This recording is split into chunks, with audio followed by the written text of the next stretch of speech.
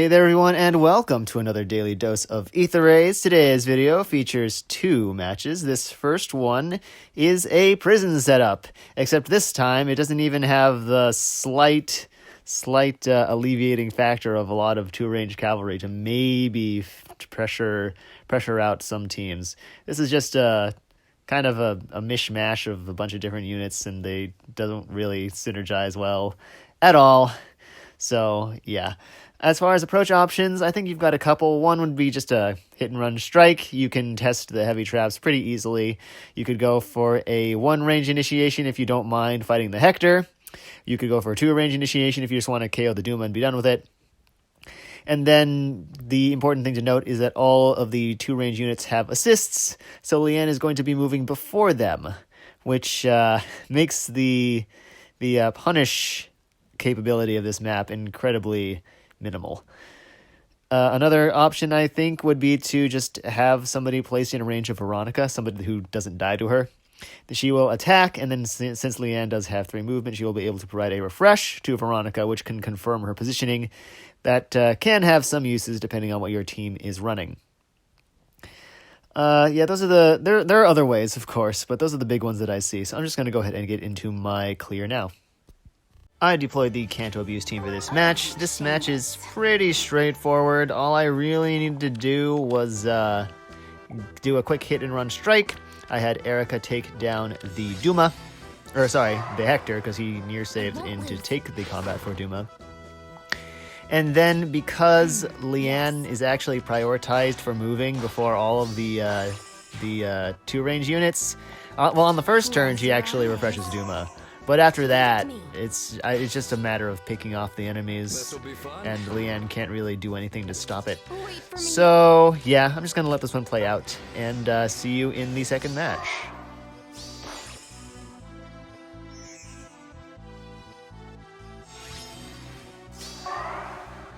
I won't disappoint.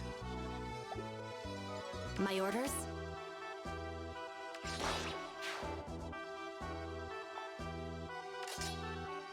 Not my first choice. Where to, friend?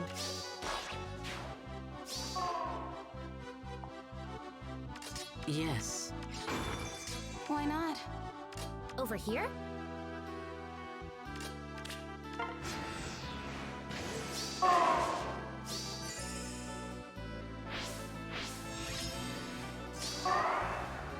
This will be fun. To be by his side. Oh, I'll do it. Leave it to me.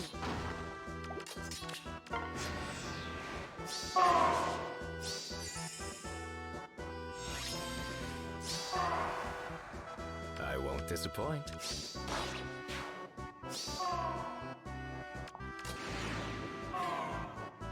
Wait for me.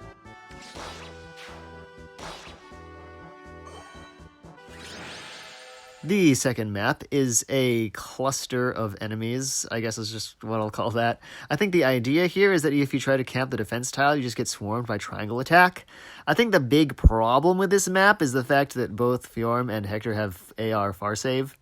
I thought it was near save on the Hector, maybe, but I looked, triple checked, and nope, it's far save. I guess the map's designer didn't really read the skill, or at least didn't read the part that says if multiple units are able to trigger Savior during the same combat, then nobody triggers Savior. So, literally everybody, except for the far save units themselves, are susceptible to getting attacked by a two-range attacker. So that's something you can really take advantage of. And then you can also take advantage of the fact that Fjorm has rally attack speed to force both her and Mirabilis to kind of hang around at the top of the map, rallying and refreshing, while the rest of the enemies advance. As long as you can keep a enemy unit in under threat from one of yours, that will trigger Fjorm to rally. And then basically just the idea there is that Mirabilis can't help the enemies advance, and you should be able to just kind of pick them off one by one. So that's what I see here as the preferred method for initiating. So let me go ahead and just get into my clear now. I deployed the Canto Abuse team for the second match as well. I took advantage of two things here. Well, three things if you count Canto. The two things I had in mind are, one, the fact that Savior doesn't trigger if multiple units are eligible to activate it. My first choice. And two, the fact that Fjorm has a rally. That allowed me to just force the enemies to not advance, and Mirabilis was just burning all of her refreshes on Fjorm and just not helping the team at all. So the idea here was that I set up a triangle attack on the Saros with using a Shera, since she does have a high enough res to kind of reduce the amount of mitigation Saros gets. Close your eyes. And also, of course, the Brave effect, and the fact that she just has massive amounts of attack as well from her weapon. And after that, I kept Hector under threat from Yuri, and that forced Fjorm to rally him.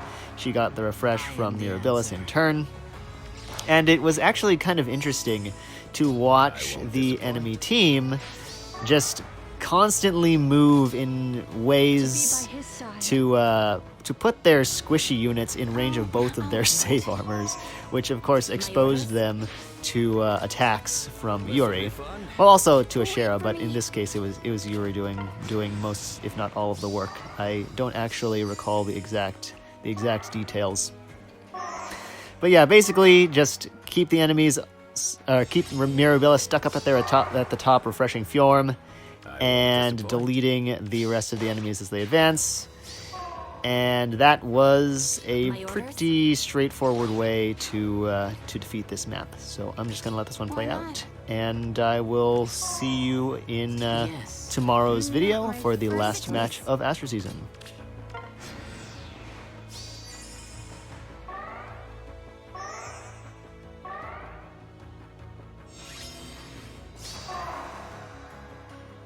This'll be fun.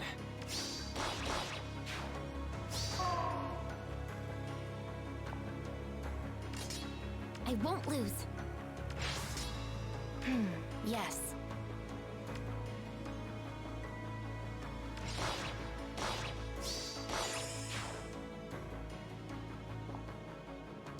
Close your eyes. I won't disappoint. Wait for me. There is but one future.